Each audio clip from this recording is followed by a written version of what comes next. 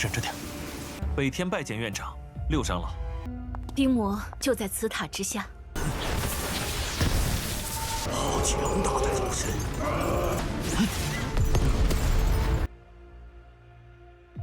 ！Halo semuanya, bagaimana nih kabar kalian?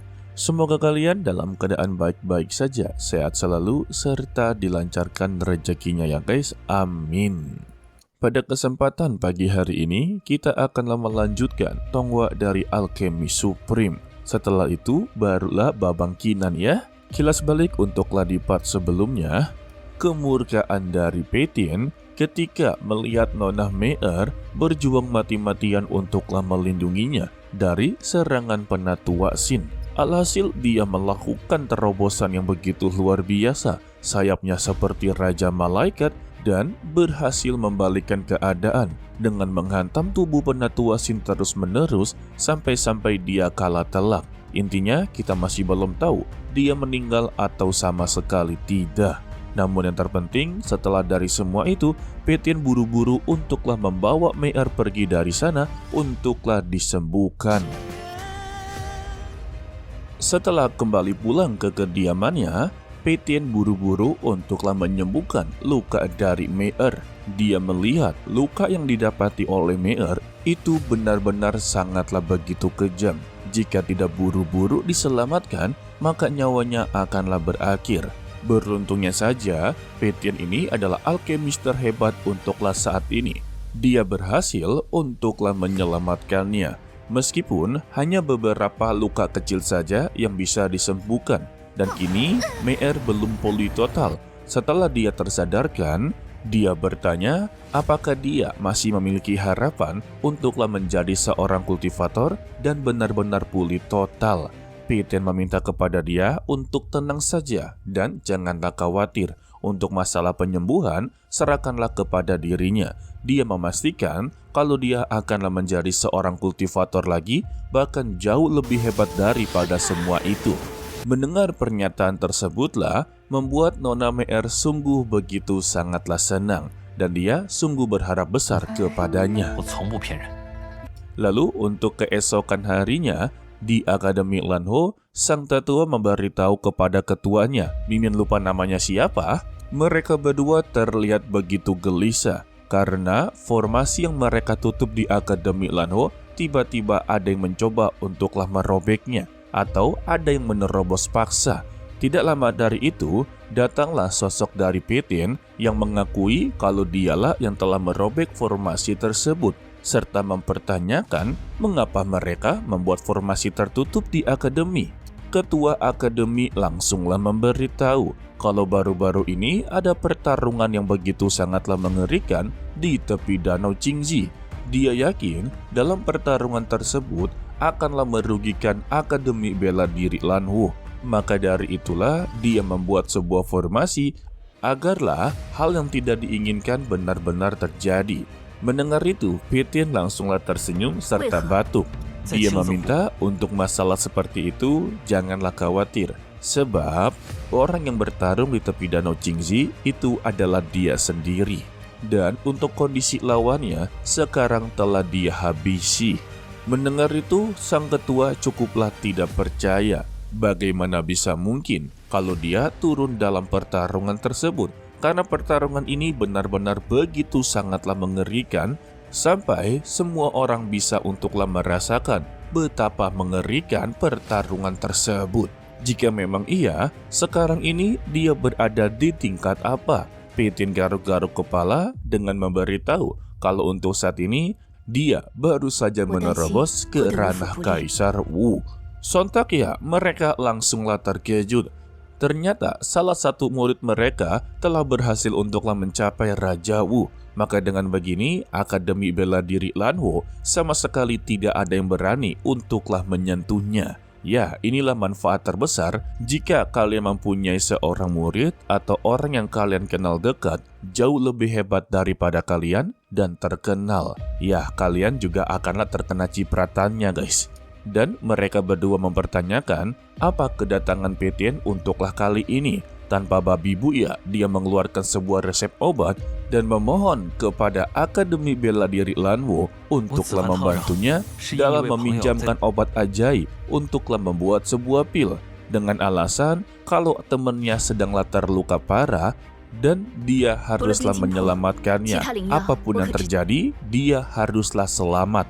Sayangnya, ada salah satu daftar bahan yang tidak bisa untuklah dipenuhi oleh mereka, yaitu roh kristal es. Sisanya mereka bisa untuklah memenuhinya. Mendengar itu, Petian cukuplah bingung. Bukankah untuk Akademi Bela Diri Lanwo mempunyai kristal roh es? Memang benar kalau mereka mempunyainya, tetapi mereka tidak akanlah merelakan kristal roh es itu kepada Petian. Mau bagaimanapun caranya, itu adalah harta yang begitu sangatlah langka dan istimewa untuk Akademi Bela Diri mereka. Yang ternyata alasan utamanya itu bukanlah mereka merelakan. Hanya saja, posisi dari kristal roh es ini sedanglah berada di formasi pembunuhan es yang barusan saja dihancurkan oleh Petian. Dan formasi ini sangatlah penting bagi mereka untuk membuat sebuah perlindungan agarlah iblis es tidak benar-benar bangkit. Jika bangkit, mereka tidak akan bisa untuklah menghadapinya. Mendengar itu, Petian merasakan adanya sebuah kesempatan. Dia menawarkan jika dia berhasil untuklah menghabisi iblis es, apakah kristal roh es tersebut bisalah untuk dia miliki. Sang ketua akanlah mengizinkannya. Namun peringatannya, iblis es bukanlah lawan yang mudah untuk ditaklukkan, sebab dia adalah Raja Iblis Puncak. Namun jika belum dicoba, maka mereka tidak akanlah tahu. Dia tetaplah memperingatkan kepada Petian, sekelas Raja Wu saja tidak bisa untuklah menghadapinya. Dulu pernah ada seorang Raja Wu yang mencoba untuklah menaklukkan iblis es, tetapi dia hampir saja musnah. Namun beruntungnya dengan aksi heroiknya ini membuat beberapa keluarga langsunglah membantunya. Dan keluarga yang paling berkontribusi besar yaitu bantuan keluarga dari kerajaan Xingluo, dan mereka baru bisa untuklah menaklukkannya. Meskipun ya itu adalah pertarungan yang begitu sangatlah sulit. Padahal udah dibantu loh. Dan kali ini, Petian mencoba untuklah menaklukkan seorang diri, baginya itu sangatlah mustahil. Dan jika dia benar-benar ceroboh, membiarkan iblis es ini menang darinya, maka seluruh kota Lanwo akanlah menderita. Namun, Petian tetaplah percaya diri kalau dia bisa untuklah mengalahkannya, dan meminta janganlah khawatir tentang semua ini. Alhasil, mereka berdua memperbolehkan Petian dengan secara terpaksa. Mereka hanya meminta janganlah ceroboh, janganlah melibatkan para warga yang tidak bersalah. Setelah Petian dibawa ke menara es, yang dimana menara ini adalah tempat penyegelan dari iblis es. Lalu ada tetua tertinggi sebagai penjaga menara tersebut. Dia diperkenalkan kepada Su Petian kalau dialah yang akan menaklukkan iblis es. Pada awalnya, tetua tertinggi sama sekali tidaklah percaya kepadanya. Apa yang dia miliki untuklah menaklukkan iblis tersebut. Lalu dia langsunglah menyerangnya, dan Petian mengeluarkan api langit surgawi yang langsunglah menahan kekuatan esnya. Setelah terjadinya bentrokan, tetua tertinggi langsunglah percaya kalau Petian adalah salah satu orang yang bisa untuklah menaklukkannya, dan dia dipersilakan untuklah masuk. Setelah berada di dalam menara, Petian bisalah melihat kalau menara ini begitu sangatlah luas dan diselimuti oleh energi yang begitu sangatlah dingin. Dan terlihat di depan mereka ada sosok iblis yang sedanglah dirantai. Dan Petian dipersilakan untuklah menunjukkan aksinya. Dia melangkah secara perlahan-lahan, membuat iblis es ini terus-terusan meraung. Seakan-akan dia datang untuklah menyambut Petian agarlah dia membuka segelnya dan bertarung dengannya. Dari raungan Raja Iblis Es, Petian mendapati sebuah tekanan spiritual, tetapi dia bisa untuklah melangkah dengan begitu mudah. membuat tetua tertinggi sampai geleng-geleng kepala dan mempertanyakan kepada Jixia sebagai kepala akademi, sebenarnya apa kondisi dari tubuh anak ini. Jixia juga tidaklah mengetahui kalau Peitian sebenarnya berada di kondisi seperti apa. Sebab untuk kondisi dari Raja Wu juga sangatlah mustahil untuk bisa menahan tekanan tersebut. Kembali kepada Peitian, dia langsunglah menghancurkan beberapa rantai yang membuat tubuhnya bisa untuklah bergerak. Tetapi dia malah semakin menjadi-jadi dan mengamuk dengan menghancurkan beberapa bongkahan es yang berada di sampingnya.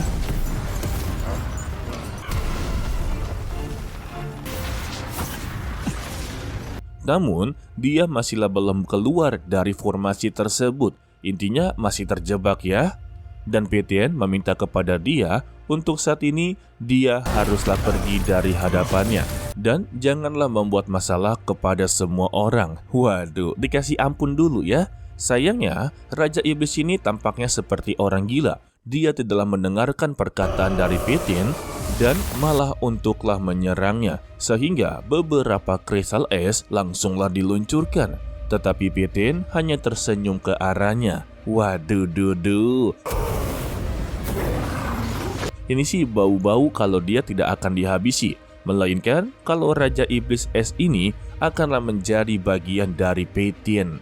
Ya, itulah dugaan dari Mimin sendiri ya, karena jika memang dia berniat untuklah menghabisinya, mungkin saja Peitian sudahlah menyerang terlebih dahulu dan sudah pasti akanlah menggunakan kekuatan penuhnya. Karena untuk saat ini, Mei'er sedanglah menunggu Peitian datang untuk menyembuhkannya. Kita akanlah mengetahuinya untuk di part berikutnya. Apakah Peitian benar-benar akanlah menghabisinya atau akanlah menjadikan Raja Iblis Es menjadi prajuritnya. Tapi ya, tampaknya begitu mustahil. Dia kan iblis, layaknya seperti monster, pasti tidak akanlah diterima di lingkungan para warga. Ya, nanti kita lihat ya bagaimana kebenarannya. Oke lah, sepertinya cukup sampai di sini saja dulu untuklah video kali ini. Mimin ucapkan terima kasih kepada kalian yang telah menonton sampai akhir. Pesan dari Mimin, tetaplah menjadi orang yang baik walaupun itu sangatlah sulit. To be continue, sampai jumpa di video berikutnya. Bye-bye. 定魔就在此塔之下。好强大的肉身！